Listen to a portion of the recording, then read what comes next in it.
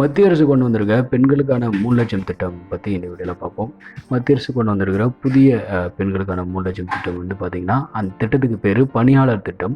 பெண் வியாபாரிகளுக்காக மத்திய அரசு கொண்டு வந்திருக்கிற இந்த திட்டம், இது மூலமாக மத்திய அரசின் மகளிர் மேம்பாட்டுக் கழகம் இந்த திட்டத்தை செயல்படுத்திட்டு வராங்க. இது மூலமாக ஏழை பெண் வியாபாரிகளுக்கு மத்திய அரசு பணம் வழங்குது. ஸோ இந்த பணத்தில் வியாபாரம் செஞ்சு வளர்ச்சி அடையலாம் அப்படிங்கிறவுடைய நோக்கத்துக்காக தான் இந்த ஸ்கீம் வந்து கொண்டு வந்திருக்காங்க. கிராமத்தில் இருக்கிற பெண்களுக்கு தான் இந்த ஸ்கீமில் வந்து முன்னுரிமை இருக்குது நகரத்து பெண்களோட. ஸோ அப்போ அவங்க வந்து இந்த மத்திய அரசு தரக்கூடிய இந்த பணத்தை பெற்றுக்கொள்ளலாம். ஆனால் இந்த பணம் வந்து பார்த்திங்கன்னா சும்மா கிடையாது. இது ஒரு வட்டி இல்லாத ஒரு கடன் வகையில் தான் இந்த பணத்தை வழங்குறாங்க.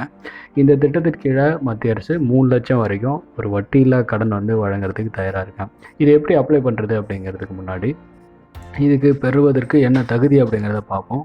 அப்படி பார்த்தோம்னா ஆண்டு வருமானம் பார்த்திங்கன்னா 1,50,000 இருக்கணும். அதுக்கும் குறைவாக இருக்கணும். 1,50,000 அல்லது அது குறைவாக இருக்கணும். இதில் வந்து பார்த்திங்கன்னா ஒரு வீட்டில் ஒத்த பெண்ணாக இருக்கலாம், அப்புறம் ஊனமற்ற பெண்களாக இருக்கலாம். அந்த மாதிரி பெண்களாக இருக்கிறவங்களுக்கு இந்த வருமான வரம்பு அப்படிங்கிறது கிடையாது. மற்றவங்களுக்கெல்லாம் நான் சொன்ன 1,50,000 அப்படிங்கிறது அதுக்கு குறைவான ஒரு வருமானம் இருக்கணும். இந்த கடன் வழங்கும் போது எஸ்சி எஸ்டி பெண்களுக்கு முன்னுரிமை எப்பவுமே இருக்குது.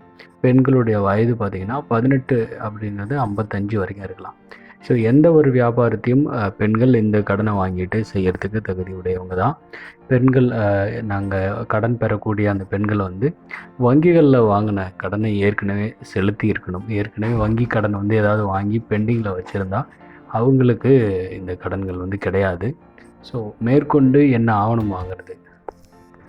இந்த திட்டத்தின் கீழே கடன் பெறணுன்னா ஒரு ஊழியருக்கு ஆதார் அட்டை, passport size photo, birth certificate, அப்புறமா முகவரி சான்றிதழ், வருமான சான்றிதழ், இது இன்கம் சர்டிஃபிகேட்டு, ரேஷன் கார்டு, அப்புறமா வந்து பேங்க் பாஸ்புக் நகல், பிபிஎல் கார்டு, இது எல்லாமே ஆவணங்களாக தேவை. இந்த ஆவணங்களை வச்சுட்டு நம்ம விண்ணப்பிக்கும் போது அருகில் இருக்கிற வங்கிக்கு, அதாவது நான் சொன்ன மாதிரி ஒரு பொதுத்துறை வங்கியில் தான் இதுக்கான வேலையை செய்வாங்க. அங்கே போயிட்டு இந்த ஆவணங்கள்லாம் காமிச்சிட்டு அதுக்கு ஒரு பணம் வந்து நம்ம வந்து கேட்கணும். இவ்வளோ 3,00,000 எவ்வளோ அப்படிங்கிறத நம்ம டிமாண்ட் பண்ணணும். கடன் எவ்வளோ வேணுங்கிறத அதுக்கு தகுந்தாப்புல அவங்க வந்து அதெல்லாம் ப்ராசஸ் பண்ணிவிட்டு ஒரு படிவம் ஒன்று வழங்குவாங்க. அந்த ஃபார்மை, அந்த படிவத்தை வந்து நம்ம ஃபில் பண்ணிவிட்டு திருப்பி கடன் அந்த வங்கியில் கொடுத்தோம்னா அவங்க அதை சரி பார்த்துட்டு கடன் நமக்கு வழங்குறதா இல்லையா, அப்புறம் எந்த அளவுக்கு நமக்கு வழங்க முடியும் அப்படிங்கிறத நம்மக்கிட்ட இருக்கிற எலிஜிபிலிட்டிக்கும் ஆவணங்களுக்கும் தகுந்தாப்புல அவங்க ஒரு முடிவை சொல்லுவாங்க.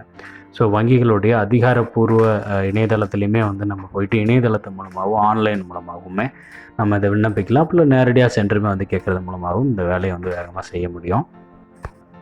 இப்போ இதுக்கான ஆன்லைன் அப்ளிகேஷனை பொறுத்த வரைக்கும் விண்ணப்பதாரர்கள் உத்தியோகினி அப்படிங்கிறது அந்த திட்டத்துடைய பேர், உத்தியோகினி. அதை நான் லிங்க்கில் டிஸ்கிரிப்ஷனில் கொடுக்குறேன். உத்தியோகினி திட்டத்துக்கு கீழே கடன் வழங்கக்கூடிய வங்கிகள் எதுவோ அந்த வங்கியோடைய ஆன்லைன் தளத்துக்கு போய் ஆன்லைனில் நம்ம அதுக்குன்னு இந்த ஸ்கீம் போயிட்டு அங்கே போய் தேடினீங்கன்னா அதுக்கு ஒரு ஃபார்ம் கிடைக்கும். அதை நம்ம ஃபில்லப் பண்ணிக்கலாம்.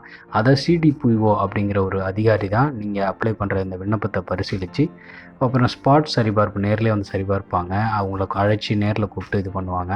அதுக்கு பிறகு அந்த ஃபார்மை வந்து அவங்க இன்னொரு இடத்துக்கு பேங்க்குக்கு அனுப்புவாங்க. பேங்க் அதை சரிபார்க்கும்.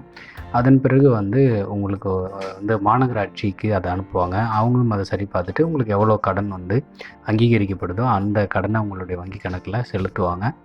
ஸோ இதோட இன்வெஸ்ட்மெண்ட்டுக்கு நீங்கள் நேரடியாக அதை யூஸ் பண்ணிக்கலாம்.